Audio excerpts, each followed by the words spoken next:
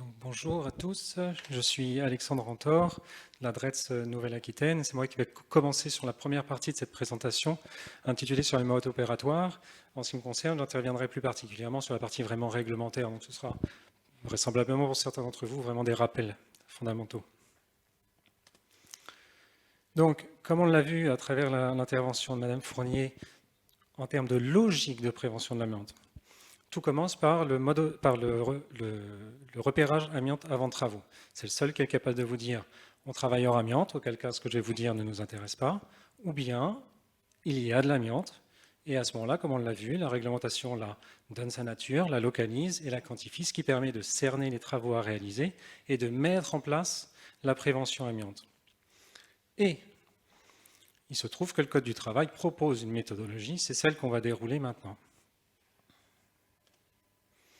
Donc, comme on l'a dit rapidement tout à l'heure, la prévention amiante est codifiée de l'article R44-12-94 à 148 en 4 sous-sections. On parle régulièrement de la 3, la 4, mais on oublie souvent la 1, la 2. La 1, c'est une sous-section qui définit le champ d'application et des définitions. Ça reste très important. La sous-section 2, ce sont des dispositions communes aux deux autres sous-sections qui visent spécialement deux types de travaux. La sous-section 3, les travaux de retrait, et la sous-section 4, ceux susceptibles d'émettre des fibres. Comme on a parlé des logigrammes et de ce genre de choses, je pense que c'est une notion à laquelle on a pu vous répondre.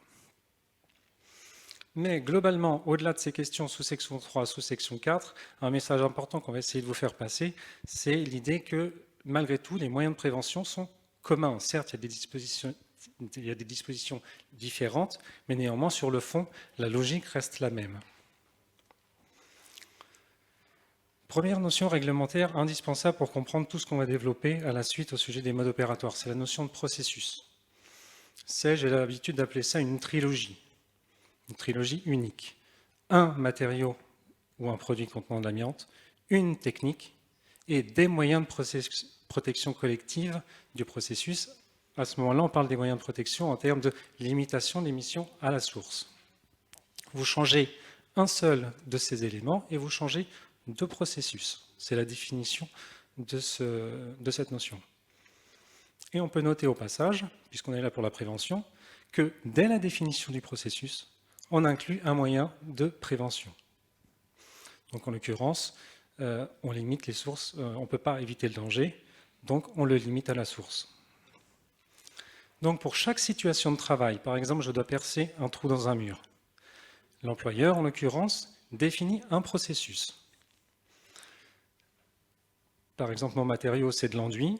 Ma technique, ce sera du perçage. Et je vais ensuite choisir un moyen de protection collective. Celui-ci est intégré au processus. On revient sur les notions générales. Qu'est-ce que le taux d'empoussièrement? C'est une concentration de fibres d'amiante dans l'air. Ce taux d'empoussièrement est classé en 3 niveaux, communs au passage aux 2 sous-sections, 3 ou 4. Donc le niveau 1 inférieur à 100 fibres par litre, le niveau 2 entre 100 et 6000 fibres, le niveau 3 entre 6000 et 25 000. Il n'y a pas de niveau 4. Donc l'employeur évalue le niveau d'empoussièrement de chacun de ces processus. Et puisqu'on est là pour la prévention, il va choisir un processus dont les niveaux, ou plutôt il va les rechercher, et ça peut être une recherche constante, itérative, le niveau d'empoussièrement le plus bas techniquement possible.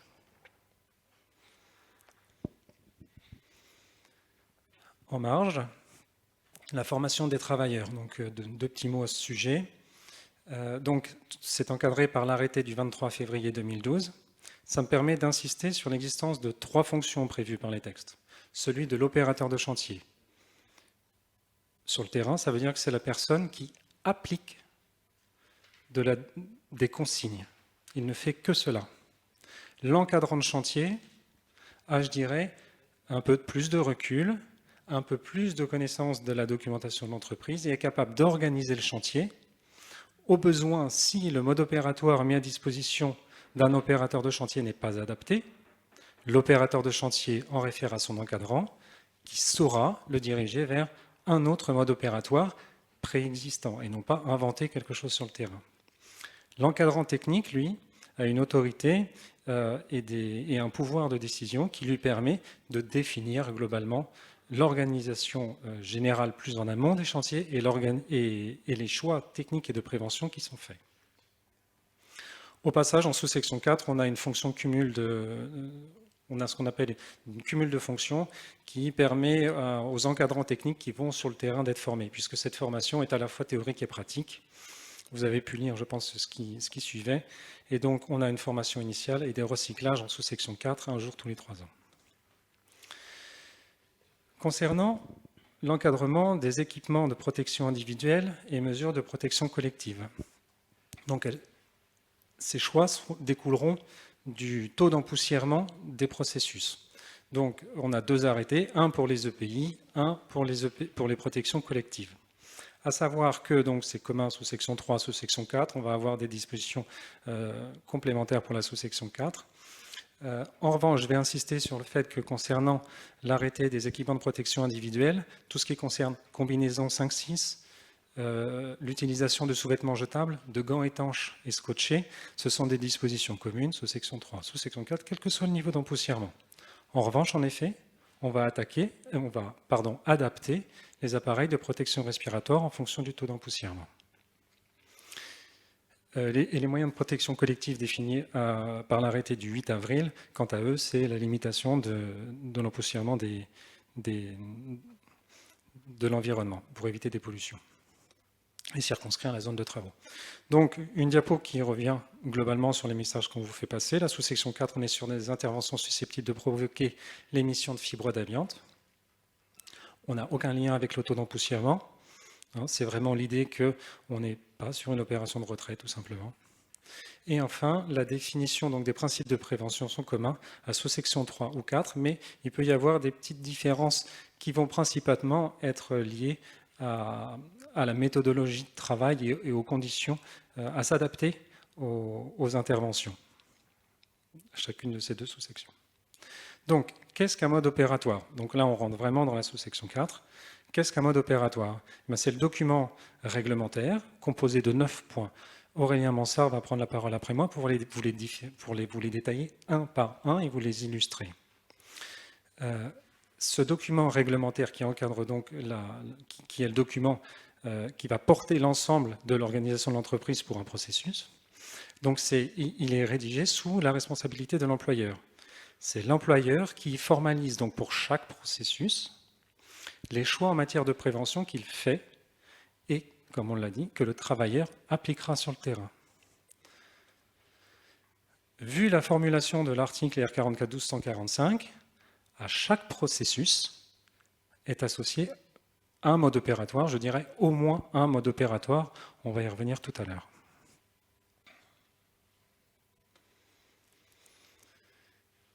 Donc, parmi les premières questions à se poser lors d'un mode opératoire, c'est l'estimation initiale de l'empoussièrement du processus.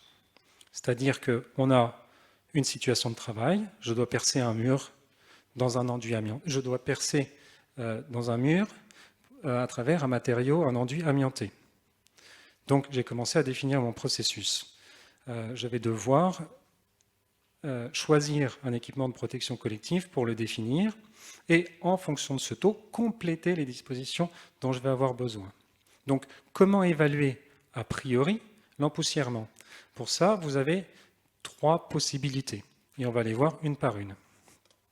Si vous utilisez la base de Schola, donc il suffisait d'aller sur Google, vous tapez Scholamiante et vous arrivez sur cette base de données gérée par l'INRS et qui regroupe tous les résultats des mesurages sur opérateurs recevables transmis par les laboratoires d'analyse. Donc ce résultat est certes conservatif puisqu'il s'agit du percentile 95, soit, comme je l'explique, comme c'est indiqué, la valeur la plus défavorable après avoir enlevé les 5% aberrants. Donc cette approche est logique puisqu'elle est là pour renseigner une première mise en œuvre d'un processus qui, par définition, n'est pas maîtrisé par l'entreprise. Donc il s'agit de préserver la santé des travailleurs qui vont le mettre en œuvre. Donc lorsque vous arrivez après 2-3 questions qui vous demandent qui vous êtes, pourquoi vous venez consulter la base de Schola, vous allez arriver sur cet encart où vous allez choisir la sous-section suivant laquelle vous allez travailler, donc 3 ou 4, le type de matériau, puisqu'on a dit tout à l'heure qu'on cherchait à faire un enduit, à percer un enduit, donc je choisis l'enduit, je choisis la technique où apparaît le perçage. Alors, certes, vous allez me dire, il y a plusieurs techniques ici. Pourquoi Scholamiante ne me donne pas un résultat pour mon processus? Non, ça, c'est la question de Scholamiante qui doit gérer une base de données. Vous venez pour chercher un résultat sur un processus. Et votre processus à vous, c'est perçage. Donc vous choisissez le processus où est inclus perçage. La technique, je veux dire. Et certes, si vous vouliez tronçonner ce mur-là, Scholamiante vous forcerait à choisir le même groupement que Schola a choisi. Mais en ce qui vous concerne, vous ferez vos extractions avec chacune de vos techniques. Donc, ici, j'ai choisi de ne pas travailler à l'humide, en revanche, d'avoir une aspiration à la source. Tous ces éléments définissent le processus que j'ai choisi, je veux dire, sont en phase avec ce que j'ai choisi, et on voit le résultat. Ensuite, quand on clique sur résultat, on voit le résultat sortir. Donc ici, c'est 55 fibres par litre, et j'attire votre attention sur le petit carré, où on voit un indice de confiance qui donc est défini en fonction du nombre, en fin de compte, de la consolidation de la base de données Schola.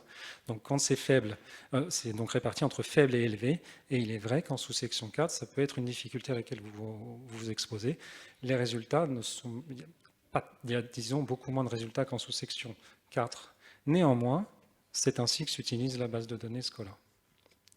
Donc d'après Schola, le processus perçage d'un enduit de lissage amianté avec une aspiration à la source nous donne un taux d'empoussièrement de 55 fibres par litre, soit un niveau 1. C'est pour l'évaluation a priori de l'empoussièrement. Ensuite, il faudra poursuivre toute la démarche de prévention. Donc j'insistais tout à l'heure sur la trilogie. Si je change un élément de ma trilogie, ici le matériau, je vais également changer le niveau d'empoussièrment qui est, je veux dire, a priori dans la base de Schola, et on se rend compte que même pour un indice très faible, à ce moment-là, pour ce processus, on passe d'un niveau 1 à un niveau 2 à 112 fibres par litre. Donc l'importance d'envisager ça par processus. Vous avez peut-être entendu parler de la campagne Carto, on en est aujourd'hui au 3e rapport. Donc ça, c'est la 2e méthode d'évaluation a priori de votre processus, avant sa première mise en œuvre. Donc la campagne Carto est une campagne nationale, mais qui concerne pour les processus dits de courte durée, donc qui présentent des difficultés pour chacun à obtenir des résultats fiables, mais en revanche, il cible exclusivement la sous-section 4 et les travaux du BTP. Ces résultats sont conservatifs, on est également sur le percentile 95. En revanche, je vais insister sur l'organisation de Carto, qui est par situation de travail. Donc typiquement, je perce un mur. Et pour cette situation de travail-là, va vous proposer plusieurs processus. En revanche, ces processus ne seront pas toujours consolidés d'un point de vue statistique. Il faut être bien vigilant à cela. Typiquement, pour l'exemple dont on parle depuis tout à l'heure, donc voilà quelques extraits, je vais passer vite de la campagne Carto. J'insiste sur une chose, donc là on est sur du BTP, et ce n'est pas le seul processus qui est assorti de ce commentaire, qui indique bien l'importance du repérage amianté avant travaux, parce que vous voyez que 72% des résultats sont écartés parce que des repérages avaient des faux positifs, on va dire. D'où l'importance, j'insiste là sur le rapport de repérage, mais également le fait indispensable d'avoir pour vous des prélèvements de la zone de travaux lorsque vous faites des mesurages sur opérateur, pour justifier de la réalité d'un résultat qui serait à 0 fibre comptée. Donc, 72%, je trouve ça... Voilà, ça parle. 72% de résultats de faux positifs. Donc, ensuite, on vous présente les différents processus. Ici, on en a 3. Poche de gel, travail à l'humide plus aspiration et aspiration à la source. Donc, voici comment les rapports Carto s'expriment. Vous avez les résultats consolidés, c'est-à-dire qui dépassent 10 mesurages exploitables, qui ont des résultats exprimés en vert. Donc là, on le voit sur la gauche de l'écran de la projection, que c'est le processus A qui a 11 résultats et qui vous donne une valeur de référence que vous pouvez donc utiliser pour ce processus, donc en niveau 1. Alors que Le processus B, lui, n'ayant pas le nombre de résultats nécessaires, ne consolide pas et ne peut donc pas être utilisé dans ce cadre-là pour justifier de l'empoussièrement de ce processus a priori. Donc, enduit avec perçage, aujourd'hui, vous ne pouvez utiliser la base Scarto que pour le processus A. Et j'en profite, les rapports Carto sont très riches en conseils, en idées, en suggestions d'organisation et de travaux que vous pouvez vous approprier. Je pense qu'il y a plein d'idées, il y a beaucoup de choses qui sont répandues, mais ça fait du bien une fois de temps en temps, surtout quand on a des habitudes, d'aller rechercher ce genre d'idées pour se poser la question tout simplement si on ne pourrait pas faire mieux. Et enfin, dernier cas de figure, très exceptionnel, je pense qu'il concerne assez peu d'entreprises, ma foi au CNPE peut-être pas. Donc il s'agit d'une source interne. Qu'est-ce que c'est? Donc c'est le troisième cas de figure pour une estimation initiale. Donc il s'agit pour une entreprise à établissement multiple d'utiliser un résultat de mesurage obtenu par un autre établissement. Mais ce qui est très important, c'est qu'on est bien sur exactement le même processus. Et on est uniquement sur l'estimation initiale. Donc les réserves, c'est toutes les qui sont listées là, sont les conséquences de ce que je viens de dire. Donc le processus, la méthodologie doivent être strictement identiques. Bien entendu, les documents doivent être en rapport et pouvoir le justifier. Les rapports finaux donc, doivent être disponibles sur demande des services de contrôle pour la vérification, tout simplement. Et enfin, si vous avez 0 fibre comptée, mais je dirais là, dans ce cas-là, comme dans n'importe quel cas de figure où vous présenteriez un rapport final avec 0 fibre comptée, disposez des éléments attestant que le matériau sur lequel vous travaillez au moment de la mesure était bien amianté. Je passe maintenant la parole à Aurélien Mansart, qui va vous détailler, comme promis, les différents éléments du mode opératoire.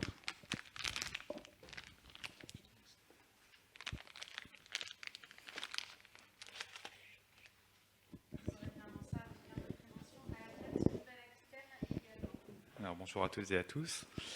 Donc, je vais présenter le mode opératoire. Donc, le mode opératoire est prévu par l'article R4412-145 du Code du travail, qui prévoit 9 points. Donc, ce mode opératoire va être formalisé pour chaque processus. Donc, pour chaque processus, on aura un mode opératoire.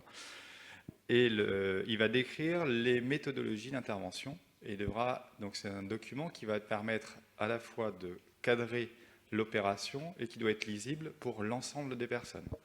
Donc l'objectif, c'est que ce soit un encadrant de chantier, un encadrant technique ou un opérateur, tout le monde doit être en capacité de pouvoir suivre ce mode opératoire.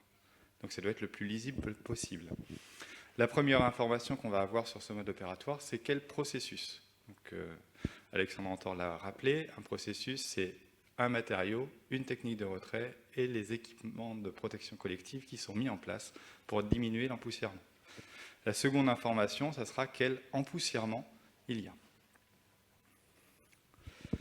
Donc ce mode opératoire, il est générique, c'est-à-dire qu'on ne va pas faire un mode opératoire pour chaque opération qu'on va réaliser. On va réaliser un mode opératoire pour un processus, et ce processus pourra être utilisé plusieurs fois sur des chantiers différents, que ce soit au sein du même chantier. Donc pour vous, par exemple, ça peut être le CNPE, mais ça peut être sur d'autres opérations, à partir du moment où c'est le même processus qui est utilisé. Donc, du coup, on est sur une méthodologie qui est duplicable, qui fixe les équipements de protection collective, les équipements de protection individuelle qui vont être mis en place, et on aura certaines limites méthodologiques qui devront être mises en place. Ça ne prévoit pas, par contre, du coup, l'adresse, le lieu la date d'intervention, le lieu d'intervention, etc. On est vraiment sur quelque chose qui est général. Donc dans le premier point, on aura la nature de l'intervention. Donc on va bien décrire les travaux qui sont réalisés, donc dans quel contexte on utilise ce processus et quel est le processus. Et on a une précision possible sur est-ce qu'on est en intérieur des locaux, dans des locaux qui sont inoccupés ou occupés, la dégradation du matériau produit contenant de l'amiante en fonction de l'opération. Si par exemple on intervient sur un sinistre, on ne sera pas forcément obligatoirement, même si intrinsèquement on était sur des matériaux différents, on ne va pas forcément être sur le même processus au final, même pour la même opération, parce que l'empoussièrement ne sera pas forcément le même. Et on va avoir également certaines limites. Donc là, par exemple, on va donner quelques éléments. Donc des joints dont le diamètre nominal est inférieur à 250, ben peut-être que si j'interviens sur des joints dont le diamètre nominal est à 500 ou à 50, on ne va pas du tout avoir la même opération finale, même si en tant que tel on est sur le même processus, peut-être que l'opération va être un peu différente au niveau général. Donc c'est là où on pourra peut-être avoir pour un même processus 2 modes opératoires différents ou 3 modes opératoires différents. Donc quel est le matériau concerné? Donc là c'est important, on doit avoir exactement quel est le matériau ou produit contenant de l'amiante. Donc MPCA c'est matériau ou produit contenant de l'amiante. On n'est pas sur le matériau, c'est les joints en général. Est-ce que c'est des joints de bride? Est-ce que c'est des joints en fibrociment? Est-ce que c'est des joints en caoutchouc? Etc. On n'est pas, même si c'est un joint, on n'a pas forcément la même concentration d'amiante et pas forcément les mêmes résultats. On n'est pas du coup sur le même produit contenant de l'amiante. Des précisions possibles sur l'état de conservation du MPCA. Donc là, de temps en temps, on a des éléments importants sur l'état de conservation et on peut quelquefois avoir des choses un peu différentes en fonction de l'état de conservation au sein du mode opératoire pour un même processus. On a également des mesurages à faire, donc ça a été rappelé un petit peu plus en amont, des mesurages sur opérateur. Donc là, l'objectif, ça va vraiment être d'évaluer réellement l'empoussièrement dans lequel évoluent les opérateurs. Donc quel va être le niveau d'exposition des opérateurs. Alexandre Antor, tout à l'heure, vous a présenté des moyens d'estimer. Donc on va une estimation initiale, on va essayer de savoir en amont quel va être le niveau d'empoussièrement, mais il va falloir réellement savoir quel est votre niveau d'empoussièrement généré par ce processus. Donc il va falloir réaliser des mesurages sur opérateur. Ces mesurages sur opérateur devront être réalisés par une entreprise spécialisée, donc qui devra prévoir une stratégie, un prélèvement et une analyse, qui devra être réalisée par un laboratoire certifié COFRAC. En cas de mesurage à zéro fibre comptée, on pourra avoir un doute sur la présence d'amiante réelle dans le matériau. Donc il va falloir faire un prélèvement sur le matériau pour s'assurer qu'on avait bien de l'amiante dans le matériau. Si on n'a pas fait ce prélèvement au moment où on a fait l'analyse, eh bien, on n'a pas une certitude que le matériau qu'on a vraiment enlevé contenait de l'amiante. Donc il serait quand même dommage s'il n'y avait pas d'amiante de compter en niveau d'empoussièrement 1, alors que potentiellement, si vraiment il y avait de l'amiante, on serait peut-être en niveau 2 ou niveau 3 d'empoussièrement.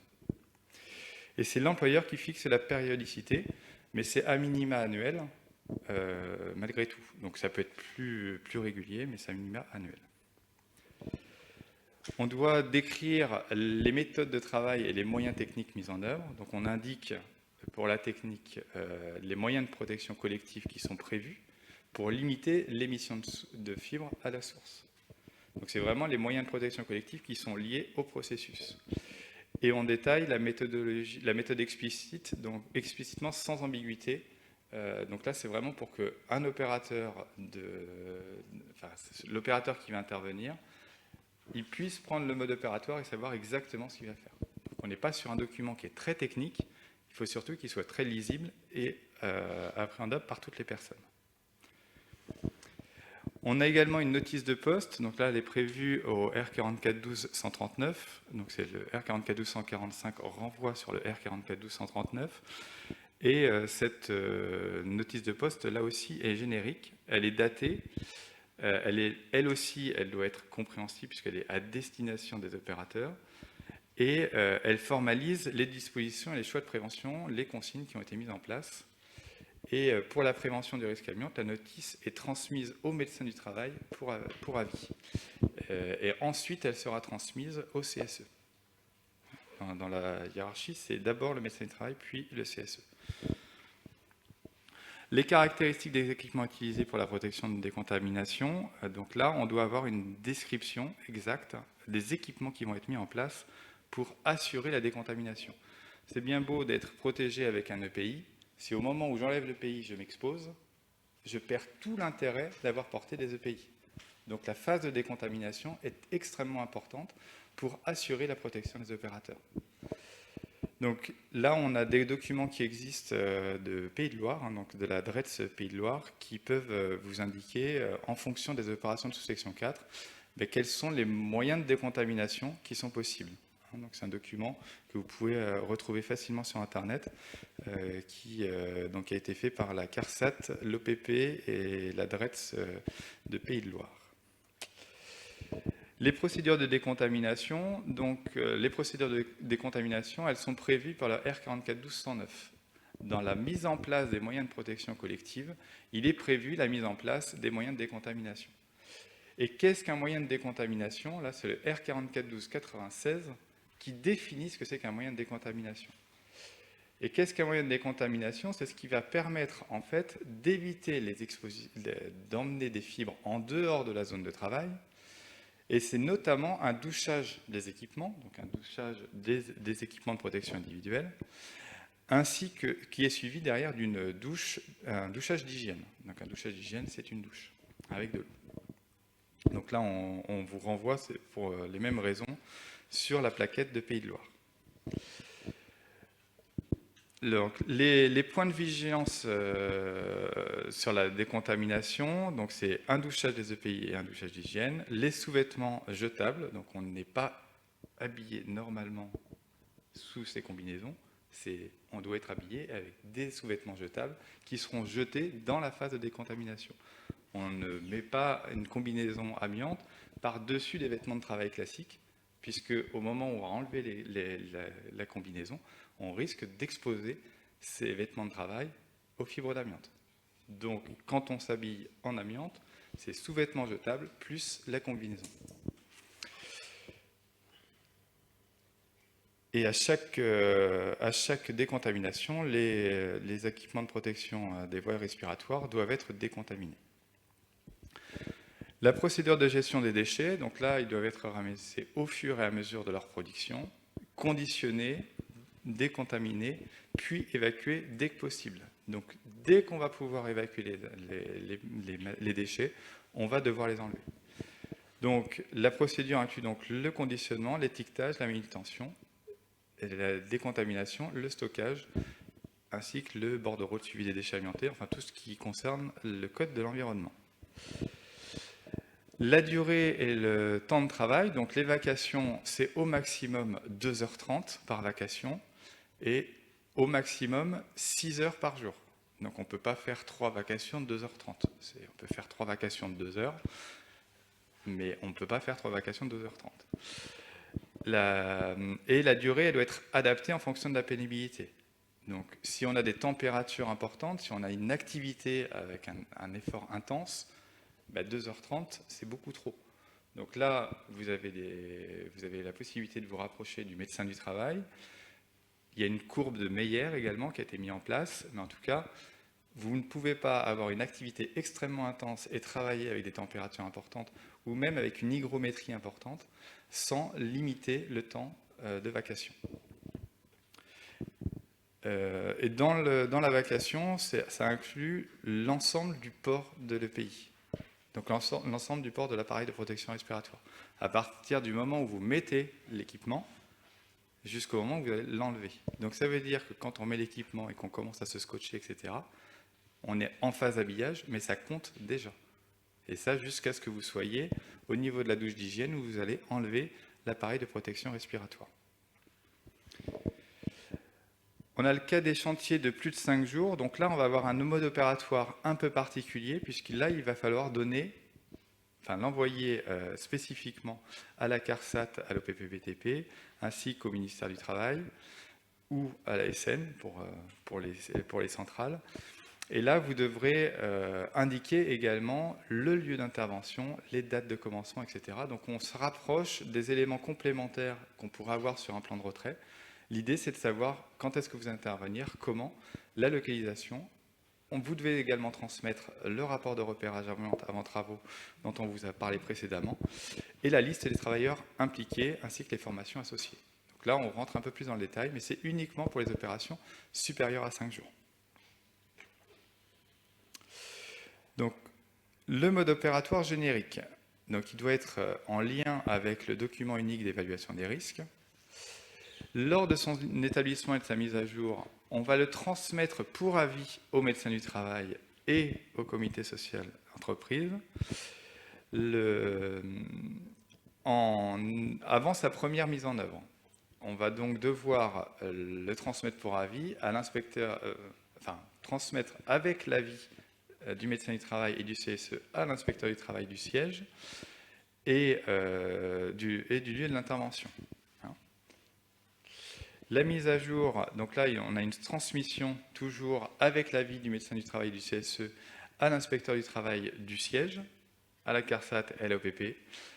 Ça veut dire qu'on va avoir une mise à jour dès la première mise en œuvre, puisqu'on a une mise en œuvre avec une estimation du niveau d'empoussièrement, mais une fois que vous aurez fait votre mesurage, il faudra déjà faire une mise à jour. Donc dès le deuxième chantier, finalement, il va falloir que vous fassiez une transmission avec la mise à jour de votre mode opératoire. Et si l'intervention est supérieure à 5 jours, là, vous devez le transmettre à l'IT du lieu d'intervention. Donc en conclusion, le rappel, c'est processus, c'est un matériau ou produit contenant de l'amiante, une technique et les moyens de protection collective qui sont associés à ce processus. En sous-section 4, chaque processus induit au moins un mode opératoire, et le mode opératoire est générique. Les 9 points réglementaires dans l'évaluation de l'empoussièrement, donc le nombre de fibres par litre, ainsi que le niveau 1, 2 ou 3, qui vous ont été présentés tout à l'heure, et les moyens de prévention associés pour limiter l'exposition et la pollution. Et pour les chantiers de plus de 5 jours, complément à joindre au mode opératoire avant une diffusion externe. Voilà pour le mode opératoire. Merci pour ces présentations. Nous allons donc passer à une séquence questions-réponses. J'ai une petite question qui a été posée par ailleurs lorsque vous êtes inscrit. Vous avez pu poser des questions, donc celle-ci elle est revenue plusieurs fois. Je vais me permettre de la poser d'ores et déjà. Les mesures environnementales sont-elles obligatoires en sous-section 4 ? Alors, on l'a vu tout à l'heure, les mesures sur opérateur sont obligatoires pour évaluer l'empoussièrement dans lequel évolue l'opérateur. Il n'est pas prévu d'un point de vue réglementaire en sous-section 4, contrairement à la sous-section 3, de mesures environnementales avant, pendant ou après le chantier. Par contre, le donneur d'ordre, lui, peut, dans le cadre de son évaluation des risques et pour s'assurer que les personnes qui interviennent ou pour ses propres salariés aient ces informations-là. Donc, on peut très bien, en tant que donneur d'ordre, vous demander de faire des mesures pendant le chantier ou vous faire des mesures de restitution.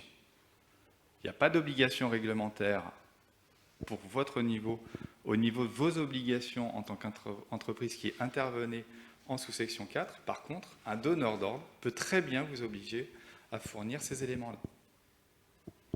Merci. Alors, est-ce qu'il y a des questions dans la salle ? Oui, monsieur ? On va venir vous sonoriser.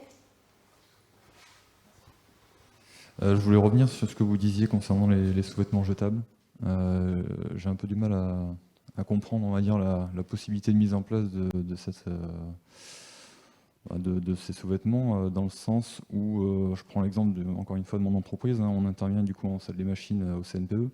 On va réaliser notre intervention en sous-section 4. Et ça voudrait dire du coup ensuite qu'on va pouvoir finir notre chantier, nous déshabiller, être en sous-vêtements jetables, et ensuite aller prendre notre douche d'hygiène, étant donné que la réglementation permet pour les chantiers de moins de 10 fibres par litre de se rendre à une douche d'hygiène qui n'est pas sur le lieu du chantier. Aujourd'hui, c'est pas faisable. La réglementation ne parle pas de moyens de décontamination différents pour supérieur ou inférieur à 10 fibres par litre. Il n'y a pas de, en tout cas à ma connaissance, il n'y a aucun élément qui parle d'un niveau de 10 fibres par litre sur lequel il y aura une différence de moyens de décontamination. Le principe de la décontamination, c'est une obligation, donc je vous ai rappelé tout à l'heure, c'est le R44-12-109 qui impose les moyens de protection collective, dont la décontamination. Et la définition de la décontamination en sous-section 4 est définie dans le R44-12-96, donc qui est un douchage des équipements suivi d'un douchage d'hygiène. Donc le douchage d'hygiène est bien prévu. Après, on peut avoir dans certaines opérations, par rapport à des mises en place un peu particulières, qui permettent une sortie sans exposer à l'amiante, donc une sortie de site. Mais de toute façon, cette phase de décontamination complète, elle est obligatoire, parce que si vous ne la faites pas, vous ne pouvez pas aller prendre sortir avec vos équipements, rentrer dans un véhicule, etc. Vous sortiriez des fibres d'amiante, y compris pour vous, pour vos collègues, mais y compris dans vos familles. Donc le principe, c'est vraiment une phase de décontamination complète, et vous avez forcément l'obligation d'avoir une douche d'hygiène. Alors après, dans certaines opérations, on peut avoir, donc ce n'est pas forcément lié au CNPE, hein, ça peut être dans tout un tas d'entreprises, il faut une possibilité de sortir du lieu dans lequel vous avez fait les travaux, et une impossibilité peut-être technique d'avoir le moyen de décontamination immédiatement sur le site. Mais par contre, il est tout à fait possible dans un CNPE d'avoir une roulotte de décontamination à la sortie et d'avoir un couloir sécurisé qui permette d'éviter une exposition aux fibres d'amiante. Mais l'objectif, c'est quand même que vous puissiez vous décontaminer de façon exhaustive. D'accord. Opérationnellement, aujourd'hui, c'est quelque chose qui est pas... Enfin, ce que vous dites, hein, ce qui est quelque chose qui me paraît très difficilement envisageable dans le sens où une salle des machines, il n'est pas possible de faire un couloir de sortie jusqu'à une roulotte de décontamination. Alors, il est tout à fait possible peut-être de mettre une surtenue supplémentaire, etc. Mais en fait, c'est ça. C'est-à-dire que vous pouvez avoir dans certaines situations peut-être une double combinaison, avec une première combinaison qui est enlevée, ou alors on remet une combinaison pour pouvoir sortir, c'est-à-dire qu'on s'humidifie avant, on renfile une combinaison de façon à pouvoir sortir, mais du coup, vous assurez la sortie sécurisée pour éviter de transmettre des fibres en dehors de la zone. Alors, c'est des situations qui sont à prendre vraiment sur des situations où vous ne pouvez pas faire autrement. Le premier objectif, c'est assurer la non-sortie des fibres en dehors de la zone. Voilà. Et la deuxième chose, c'est que vous soyez décontaminé pour vous assurer de ne pas être exposé.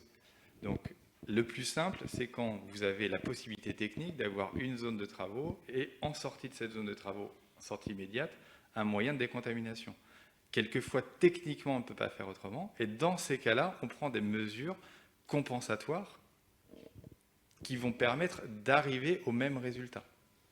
En sous-section 4, on est sur une obligation de résultat, on n'est pas sur une obligation de moyens. En sous-section 3, vous avez une obligation de moyens. On vous explique clairement, en fonction du niveau d'empoussièrement, ce que vous devez mettre en place comme moyen de décontamination. En sous-section 4, vous avez une obligation d'assurer la protection des travailleurs et d'assurer une non-sortie des fibres de la zone. Donc on a une obligation de moyens en sous-section 3, une obligation de résultat en sous-section 4. Et tous les moyens possibles sont... Donc on peut prendre les moyens de sous-section 3 pour y arriver, ou quelquefois des moyens qui sont à imaginer, mais l'objectif réglementaire, c'est une obligation de résultat. Donc je prends l'exemple de zone contrôlée, vu qu'on est sur CNPE. Ça voudrait dire qu'il faut que je rentre une unité de décontamination en zone contrôlée, traiter l'eau qui est potentiellement contaminée. Voilà, c'est une autre question. C'est tout à fait ce qu'on vit aujourd'hui. Hein. Non, mais c'est une autre question. La question de la décontamination sur la zone contrôlée, il y a des études qui sont en cours, donc on ne pourra pas vous répondre aujourd'hui puisque les résultats ne sont pas là. Et vous aurez des réponses de la DGT quand on aura des éléments de réponse. Aujourd'hui, sur la partie, on a des parties sur lesquelles on ne peut pas utiliser d'eau dans les centrales, mais il y a des études qui sont en cours et on ne pourra pas répondre à cette question-là aujourd'hui. Aujourd'hui, personne ne peut vous répondre, même pas la DGT. Donc aujourd'hui, je ne suis pas censé faire une activité en sous-section 4 en zone contrôlée. Aujourd'hui, il y a des études possibles, donc c'est-à-dire qu'il y a des choses qui se font dans un cadre d'études qui permettent des opérations, mais c'est particulier. Donc là, on ne peut pas répondre aujourd'hui à cette question-là. Là, on est vraiment sur une question très très particulière, et dans la centrale, il n'y a pas que ça. Voilà. On est plus là pour répondre sur tout le reste. Pour cette partie-là, malheureusement, on ne peut pas vous répondre. Merci. Alors, je crois qu'il y a des questions sur Internet. Plutôt, en fait, une remarque d'un participant en ligne. Donc, qui nous dit que la définition des décomptas avec un seuil de 10 fibres litres serait issue de la DOC INRS 6262. Oui, donc c'est bien ce que je disais. Il n'y a rien de réglementaire là-dessus. C'est une position d'un organisme de prévention, Mais la réglementation aujourd'hui ne prévoit aucune exception en fonction du niveau d'empoussièrement par rapport à la décontamination.